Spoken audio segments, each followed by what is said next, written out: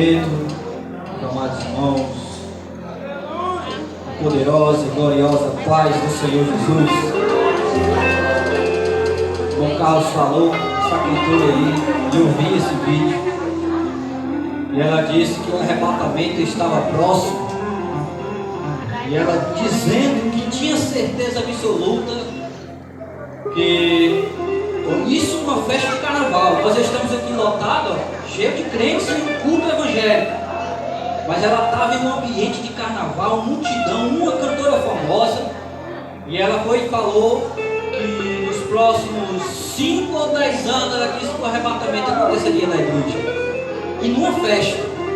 Claro que data nós não temos como saber, mas que está perto está, mas que está próximo está. E ela foi bem clara. A outra famosa foi que disse: se isso acontecesse, ela não estava para correr. Mas pelo menos o recado foi dado e Jesus falou. Vamos ficar de pé. Aleluia, louvado seja Deus. Vou fazer a leitura. Glória a Jesus. Louve assim comigo. A tua palavra escondi, guardada no meu coração, pra eu não pecar contra ti, Senhor. A tua palavra escondi. Veste no sangue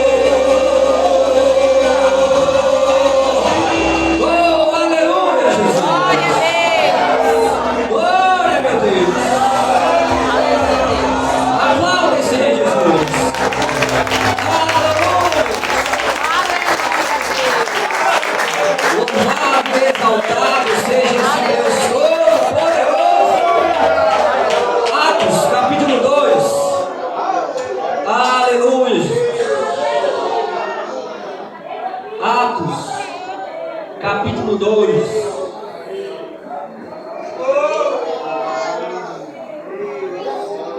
Oh, aleluia.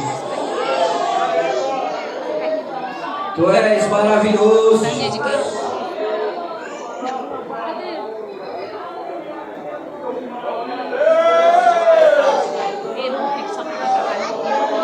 Tu és lindo, Jesus. Tu és poderoso. É glorioso, é majestoso. É príncipe da paz. É Deus grande, Deus forte, escudo, fortaleza para aquele que o busca. Ei, Jesus.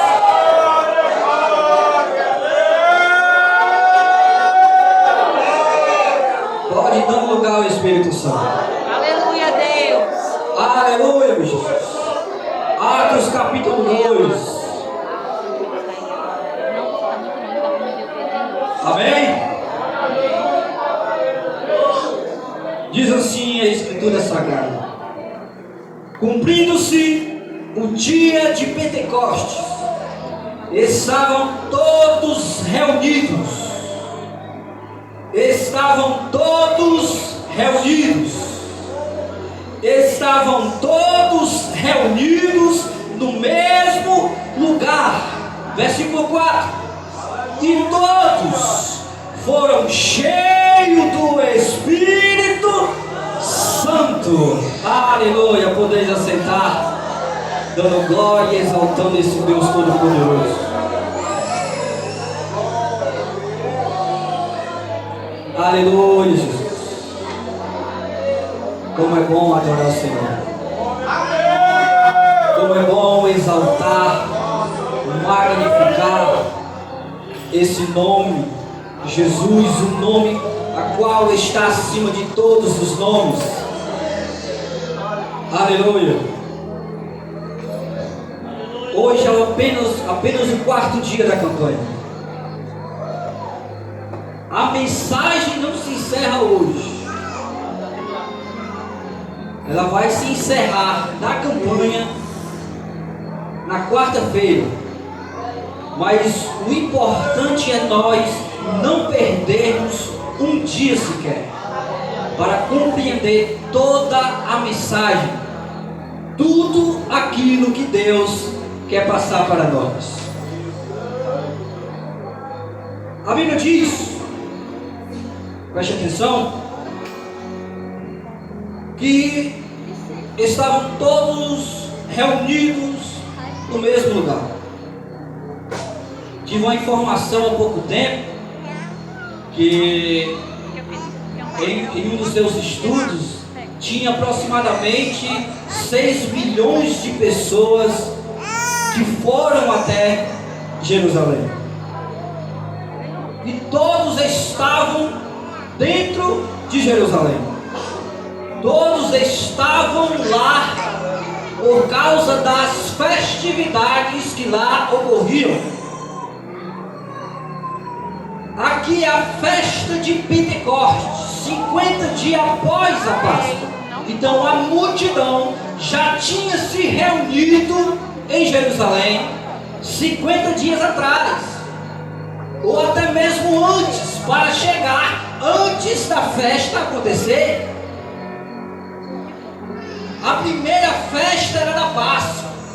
Então eles já estavam lá para comemorar, para sacrificar o cordeiro, para adorar a Deus em agradecimento à libertação da escravidão daquele povo lá do Egito. Eles já estavam ali. E lá na frente nós vamos ver que era 17 nações que estavam reunidas naquele lugar. Gentes de 17 nações. A Páscoa era comemorada, era a comemoração da saída dos filhos de Israel, conhecida também como a festa dos pães asmos ou ázimos. Era o pão sem fermento, era a comemoração disso. Esse pão tinha uma representatividade, e Jesus disse qual era a representatividade. Logo após tinha outra festa, que era tida como menor porque a da Páscoa e a de Pentecostes, que era a festa do tabernáculo, que era a comemoração, era por volta de ao menos uns 7 dias ou 8 dias, esta comemoração, que era no período, relembrando o período que os filhos de Israel viveram em cabanas do deserto, na peregrinação. No meio dessas duas grandes festas, Páscoa e Pentecoste, tinham essa também. Mas fechando os 50 dias, aí sim tinha a festa de Pentecostes, que era a festa celebrada 50 dias após a Páscoa, que coincidia com a festa das primícias, que era o fim das colheitas, como festa das colheitas também. Então tinha essas grandes festas. O povo, a multidão, estava reunido por causa dessa festa. As 17 nações tinham ido até Jerusalém para comemorar, para celebrar, para relembrar tudo isso. Mas olha o que interessante, porque eu procurei bastante trazer uma mensagem para hoje. E procurei, olhei, olhava para um lado, olhava para o outro, e como é que eu vou trazer essa mensagem? Só que depois da Santa Ceia, que a mensagem foi falando em união, em amor, aí no domingo pela manhã foi que Deus me entregou. O motivo da multidão estar em Jerusalém era por causa desta festa, mas o motivo da igreja estar reunida no cenáculo é por causa da promessa. É outra coisa. A multidão foi até Israel por causa das festas, mas o povo que estava reunido não estavam nem ligando para a festa, estavam todos dentro do cenáculo esperando a descida do Espírito Santo que tinha sido prometida por Cristo Jesus. Esse era o motivo. A Bíblia é clara, porque ela diz que quando aquele fogo pega, que quando as línguas estranhas envolve descida sobre fogo, como se de fogo descendo, o que a Bíblia diz? Que todo aquele povo que estava próximo ouviu e foi ver. Ou seja, não era isso o interesse do povo, era outra coisa, mas esse aqui era por causa da promessa. A motivação era a promessa. O ânimo de estarem reunidos em um só lugar era a promessa. A união do povo era em adoração, na expectativa da chegada do Espírito Santo. E eles estavam, Atos, voltando aqui um capítulo, Atos 1, versículo 4 e 5, e estando com eles, quem? Jesus, estando ainda com eles, determinou-lhe que não se ausentasse de Jerusalém, mas esperasse a promessa do Pai, porque na verdade João batizou com água, mas vós sereis batizados com o Espírito Santo. Essa era a motivação. Essa era o que ardia no coração daqueles 120 que estavam reunidos. Eu fico imaginando que o cenáculo poderia ser mais ou menos esse espaço que nós estamos, porque já teve ceia aqui celebrada, que eu me recordo que já teve mais de 110 membros que cearam. Membros, não é só crente dentro da nave. Eu já lembro disso. Recentemente teve 107, chegou próximo. Então eu imagino mais ou menos um cenário parecido com ele, aquele cenário, parecido com esse espaço em que nós estamos reunidos. Então a reunião deles, a união que eles estavam era por uma só finalidade, um só propósito, um só foco e uma só expectativa: a descida do Espírito Santo. E eles sabiam que Jesus, como subiu ao céu, eles tinham a certeza que o que viria para eles era algo do céu. Algo que vinha do céu, e foi o que veio e encheu toda a casa, e os que estavam assentados foram cheios do Espírito Santo. Dizendo isto como título de introdução, para que nós hoje possamos aqui entender que o motivo dele estar reunido era em busca deste revestimento, e não simplesmente por causa das festas. Claro, evidentemente que eles cumpriam aquilo porque eles tinham que cumprir, era prazeroso para os seus corações fazer, mas esse aqui, o motivo era a promessa. Então, nós sabemos que o Espírito de Deus, o próprio Cristo Jesus disse que Ele nos faria lembrar daquilo que Jesus disse. A partir de agora, nós vamos começar a entender qual era o motivo dele estar reunido e o que eles acreditavam. Primeiro, eles estavam reunidos porque eles acreditavam no Evangelho de Cristo. Ninguém se reúne em um local para adorar o Senhor, para esperar algo, se não acredita no seu Evangelho, se não acredita nas suas promessas, se não acredita nas suas palavras. Se você veio até aqui porque você sabe que a mensagem de Cristo Jesus, ela é poderosa, ela é verdadeira, ela liberta, ela salva, ela cura, ela batiza, ela transforma e te dá uma vida nova. Esse é o motivo. Eles aqui também acreditavam. E a Bíblia diz que eles perseveraram em oração junto com as mulheres aqui nesse local. Estava homens e estava mulheres, estava os apóstolos, e a Bíblia diz mais, mulheres que investiam no próprio bolso recursos para ajudar de forma financeira a missão. Olha Deus falando também.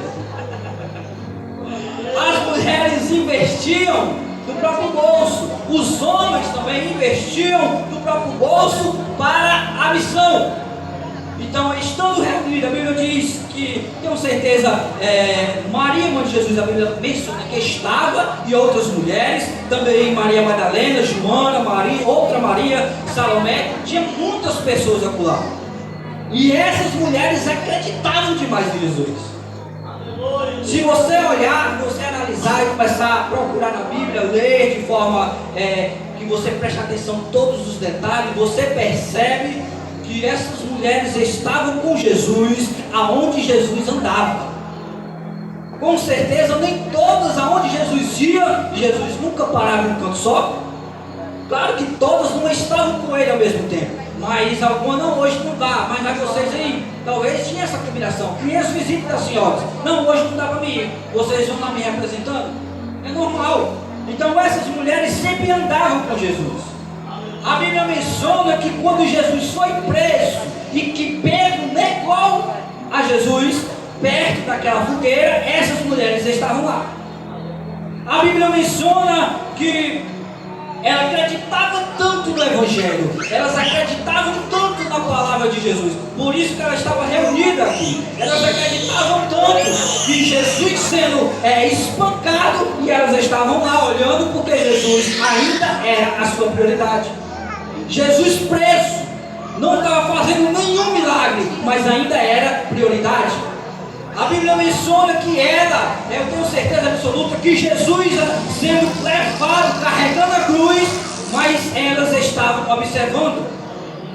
Jesus lá sendo crucificado, o carrasco pregando o martelo, e elas com certeza estavam olhando.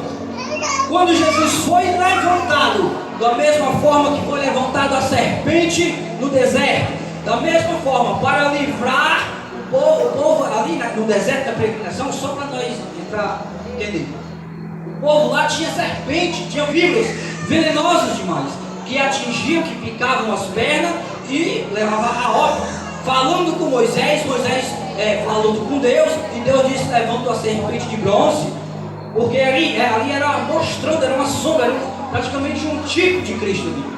Então, quando, do mesmo jeito que a serpente levantada de bronze, ali naquele momento, livrava o povo da morte do veneno da serpente, Jesus foi levantado na cruz do Calvário para nos livrar do veneno que a serpente, lá no jardim do Éden, que foi o pecado. Satanás injetou esse veneno, o pecado que não leva à morte. Aquele que olha para Cristo levantado na cruz, crendo no sacrifício, também é liberto e é livre dessa morte.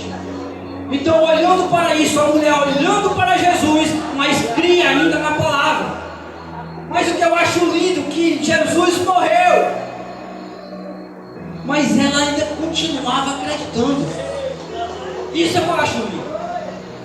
Olha só a motivação, por isso que ela abandonava Jesus. A motivação, Jesus morto, e elas ainda continuavam acreditando. E elas ficavam olhando, deixa eu ver quem que vai levar. Aí chega José de Arimateia, pega, olha a conversa delas.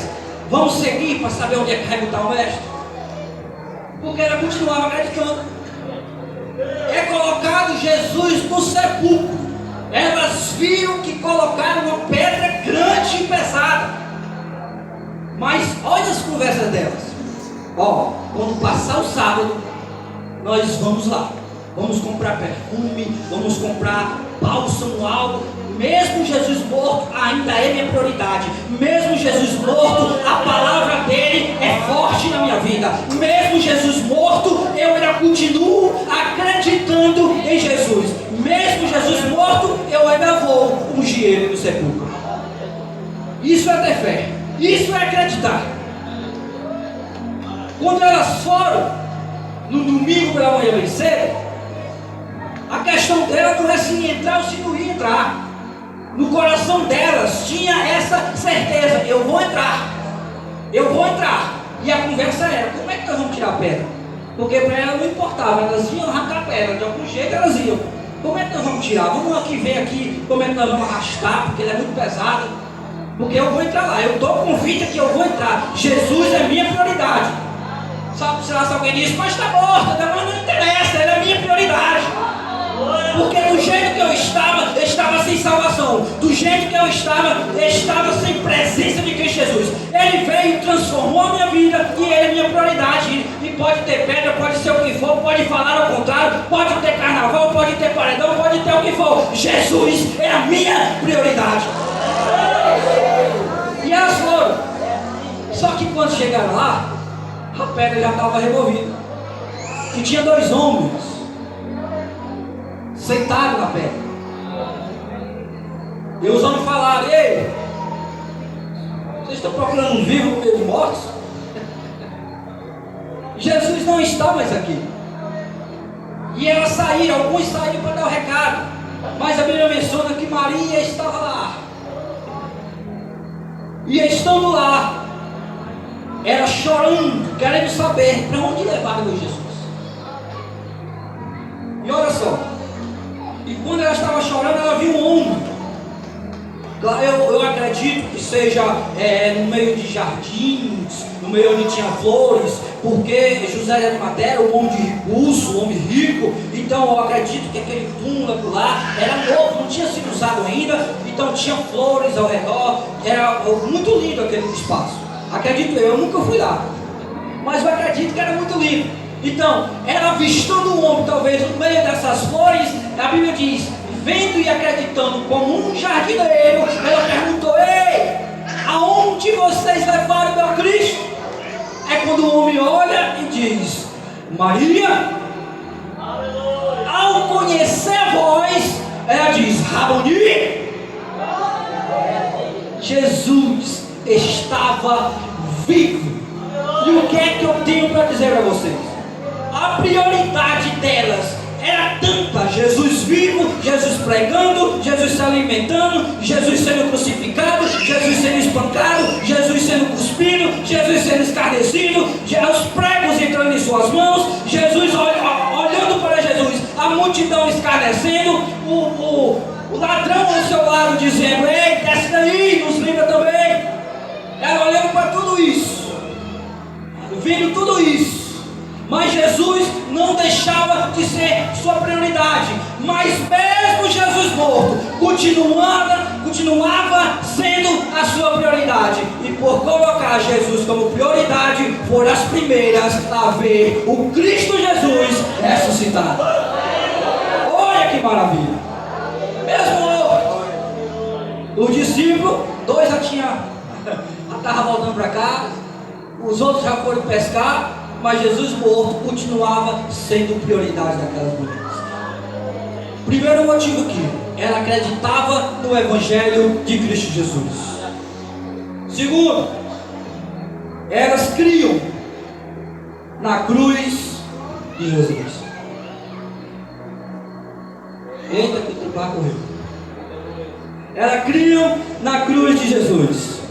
Apóstolo Paulo, cheio do Espírito Santo, relembrando tudo aquilo, porque o Espírito é uma das funções dele, relembrar tudo aquilo que leu. Apóstolo Paulo uma vez disse para Romanos: porque não me envergonho do Evangelho, porque é poder de Deus para a salvação. O mesmo apóstolo Paulo agora, olhando para a cruz de Jesus e relembrando, ele disse para os coríntios: pois a palavra da cruz é poder de Deus para a salvação. Essas mulheres estavam reunidas porque a mensagem da cruz de Jesus era poder de Deus para a salvação. Por que ela não ia crer na promessa? Por que ela não ia acreditar e confiar e se reunir em um local esperando a descida do Espírito Santo? A palavra da cruz é o poder de Deus para a salvação. Todo aquele povo estava reunido pelas festas. A Bíblia fala partos, medos, elamitas, Mesopotâmia, Judeia, Capadócia, Ponto, Ásia, Frígia, Panfilha, Egito, Líbia, Cirene, romanos, cretenses, árabes, todos esses estavam reunidos por causa da festa. Mas esse povo estava reunido porque cria no Evangelho e porque cria na cruz de Cristo. E acreditaram na promessa. Mas eles também acreditavam no amor de Cristo. Pulando já o ponto, porque o tempo corre rápido. Esse não dá 10 horas. Ontem choveu, né? A roda que você está chovendo. Eles criam o amor de Cristo. Paulo, outra vez, cheio do Espírito Santo, conversando, dialogando e escreveu, dizendo: eu tenho uma certeza. E pela forma que ele fala, com essa convicção, ele estava falando: ninguém toma essa certeza de mim. Eu creio no amor de Cristo. Então quem é que vai me separar do amor de Cristo Jesus? Ninguém separa. Eu creio, eu tenho uma certeza que nem morte, nem vida, nem anjo, nem principado, nem potestade, nem coisas do presente, nem a do porvir, nem poderes, nem altura, nem profundidade, nem qualquer outra criatura poderá me separar do amor de Deus que está em Cristo Jesus, o nosso Senhor. Eles criam o amor de Deus. E por Deus ser tão amoroso, por ter enviado o seu Filho Jesus, por que eles não iam crer na promessa do Espírito Santo? Por que eles não iriam acreditar que o Espírito Santo de Deus iria descer? Porque Jesus disse, porque está escrito, que o Messias tinha de sofrer, Jesus falando, e no terceiro dia ressuscitar, e que em nome dele a mensagem sobre o arrependimento e o perdão de pecados seria anunciado em todas as nações, iriam ser pregados. Eles acreditavam nisso. Toda aquela multidão, quando o Espírito desce, quando o Espírito ali desce e aposta de todo mundo, enche de poder, de graça, onde tem línguas repartidas como que de fogo, onde todos estão cheios. A Bíblia diz que o barulho foi tanto, o mover foi tão grande, que todo o povo se reuniu em volta. O que é que está acontecendo ali? Estão loucos? Estão perturbados? Estão bêbados? Aí Pedro, cheio do Espírito Santo, começa a pregar. Porque o Espírito Santo é que nos dá coragem, força e vigor e poder de anunciar a mensagem. E ao anunciar a mensagem, converteram, creram e foram também batizados aqueles que acreditaram na mesma mensagem. A mensagem da cruz, a mensagem do amor de Deus, a mensagem do Evangelho de Cristo. Mas eles também criam no sangue de Cristo. Eles acreditavam no sangue de Cristo. E Jesus disse: este cálice,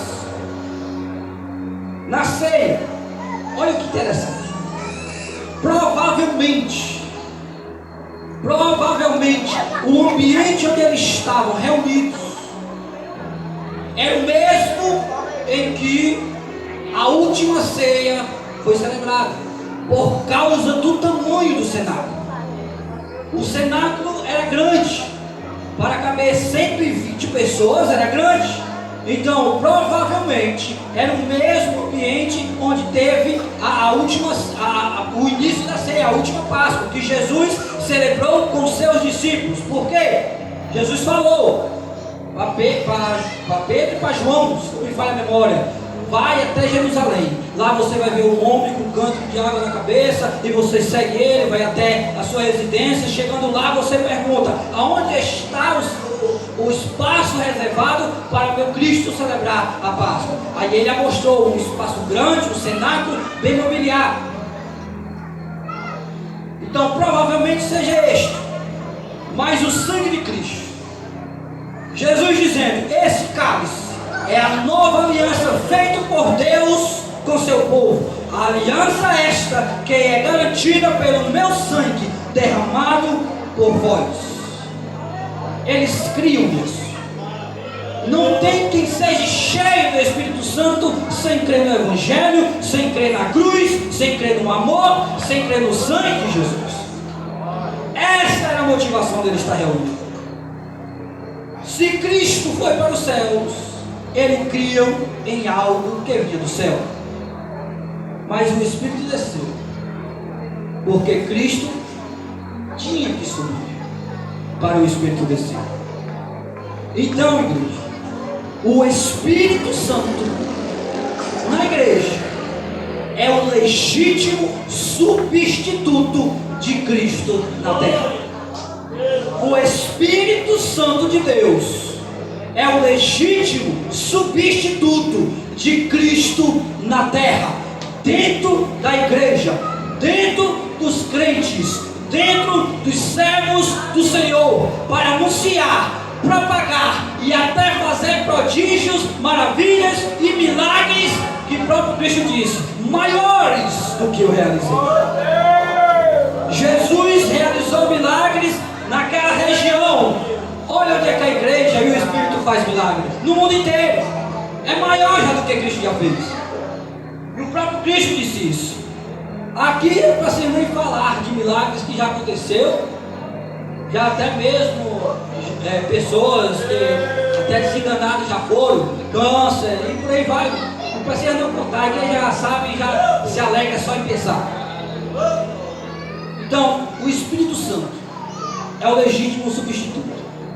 É por isso que é importante nós buscarmos. E uma vez eu ouvi com o pastor Gesiel Gomes, isso que eu vou passar para a igreja, ele falando e conversando numa live dele, ele disse, uma pessoa perguntou: por que está acontecendo pouco milagre? Aí ele disse: é porque os pregadores não estão mais pregando milagres. E nem por que não há mais batismo com o Espírito Santo. Aí ele disse: é porque não estão pregando mais batismo com o Espírito Santo. O mover da igreja começa a acontecer pela crença dos crentes na mensagem que é pregada. A campanha hoje, esta que nós estamos aqui vivenciando, que nós estamos participando, é a primeira de muitas que virão.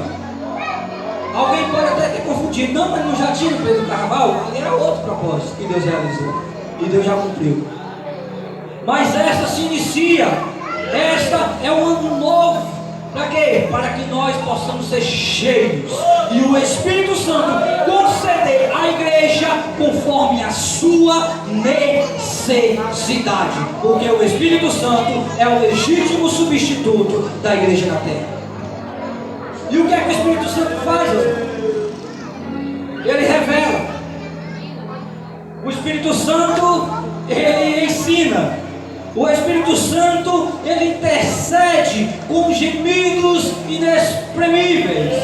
A Bíblia diz que quando mesmo nós não sabemos nem como pedir, o Espírito Santo já está dizendo: Pai, é isso que ele quer, é isso que ele precisa, é isso que importa. Interceder é mesmo que advogar, que rogar, que implorar, que pedir diretamente. É isso que o Espírito Santo faz. O que mais que ele faz? Ele ordena. A Bíblia menciona que Barnabé e Saulo foram ordenados pelo Espírito. O Espírito Santo ordena. O que mais? Testifica. De quem? De Cristo. Ele testifica de Cristo. E ainda testifica que você, ao seu Espírito, testifica ao Pai que você também é filho, herdeiro de Deus, herdeiro de Cristo e corredeiro também com Cristo Jesus. O próprio Espírito. O que mais? O Espírito Santo fala. Ele fala à sua igreja em todas as mensagens, em todas as pregações. Aí você pode perguntar: irmão, mas por que aqui tem gente que vê que entra, sai e pronto, não sente nada? Por que não vem para ouvir a voz do Espírito? Porque quem entra na igreja para ouvir a voz do Espírito, sai porque ouviu a voz do Espírito, renovado, dizendo: no próximo culto eu vou chalar, no próximo culto eu vou ouvir a voz do Espírito. Quem entra no intuito de ouvir a voz do Espírito, sai com a certeza porque já ouviu. Eles entraram com o intuito de receber aquilo que foi prometido e saíram recebendo o que já tinha sido garantido, porque acreditavam, porque criam. O que mais? O Espírito Santo convida. O que mais? O Espírito Santo convence de quê? Do pecado, do engano e da justiça. É o Espírito Santo que faz isso. O que mais? Consola. O que mais? Fogo purificador. O que mais? Ele conduz. Se vivendo no Espírito, também seja conduzido pelo Espírito Santo. Ele também conduz a sua igreja e conduz os salvos. O que mais? Ele é vento regenerador dos membros. E é uma coisa linda. O que mais? Ele é selo. Quem tem o Espírito Santo de Deus é carimbado como propriedade de Cristo. Quem tem o Espírito Santo de Deus é carimbado com propriedade de Cristo Jesus. E tudo o que Ele distribui como dons é pela vontade dEle, é pelo querer dEle. O que nós devemos é pedir, é buscar, é querer, mas Ele vai conduzir de acordo com a necessidade da igreja. É Ele que quer, é Ele que dispõe. Uns Ele dá dom de línguas, outro Ele vai dar interpretação das línguas, outro vai dar compreensão, entendimento dos espíritos, outros Ele vai dar o dom da palavra, outros o dom da sabedoria, e aí por aí vai. É Ele que decide, mas nós devemos buscar. Porque um membro de um corpo com mau funcionamento, vou encerrar, sobrecarrega os outros membros, é lógico. Quando nós temos uma parte do corpo, talvez um pulmão com mau funcionamento, ele vai sobrecarregar todo o corpo, vai trazer dano nos outros membros. Se é um rim, da mesma forma. Então, todo o corpo é sobrecarregado por causa de uma deficiência de um membro. O que é que isso tem a ver com a igreja?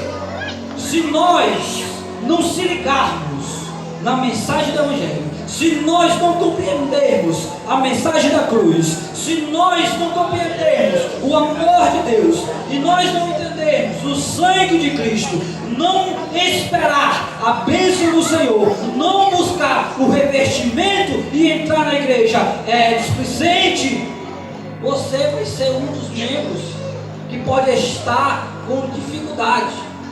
E esses que vão estar com dificuldade vai ser aquele que vai dizer: por que o pastor só escolhe uma pessoa? Por que o pastor só escolhe mais um que os outros?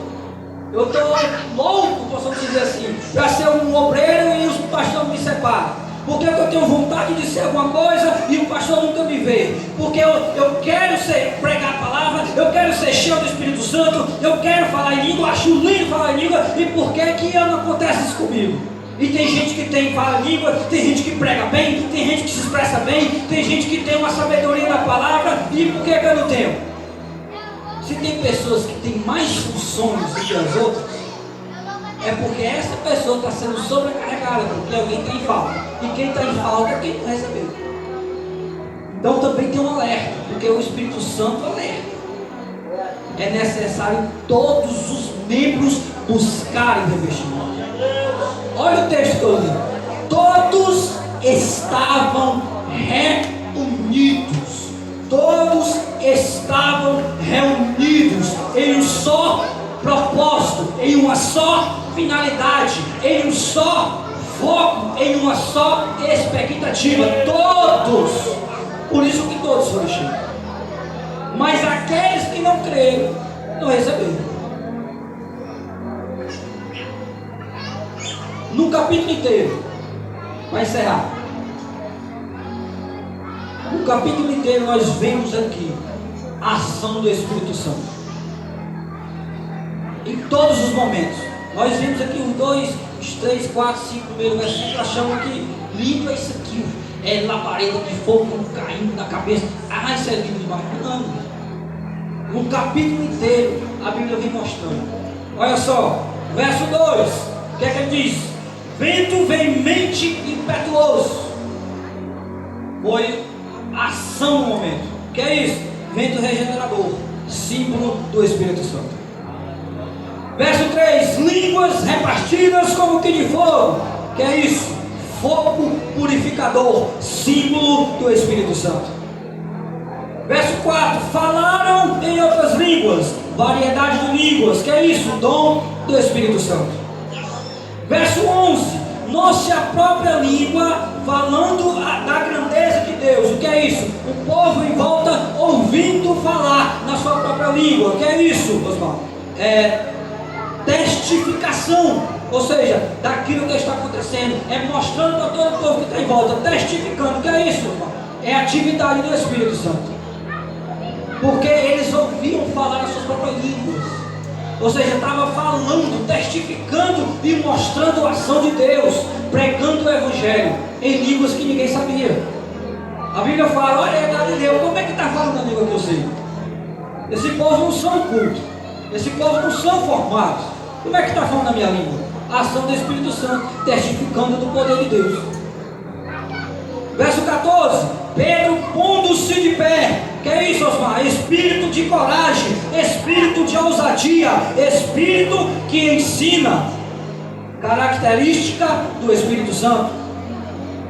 Verso 14 ainda, escutai as minhas palavras. Que é isso, Osmar? Ação do Espírito Santo, Espírito Santo falando.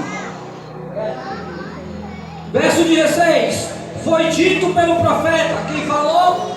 Pedro, dizendo: isso aqui que está acontecendo já foi profetizado pelo profeta Joel. A profecia foi de Joel, mas Pedro aqui, o que é que ele está falando? Trazendo o ensino, a compreensão, a revelação daquilo que está acontecendo, foi aquilo que foi profetizado. É tanto dom, que é a revelação, trazendo a luz ao conhecimento, como atividade do Espírito. Verso 23. Não, verso 23.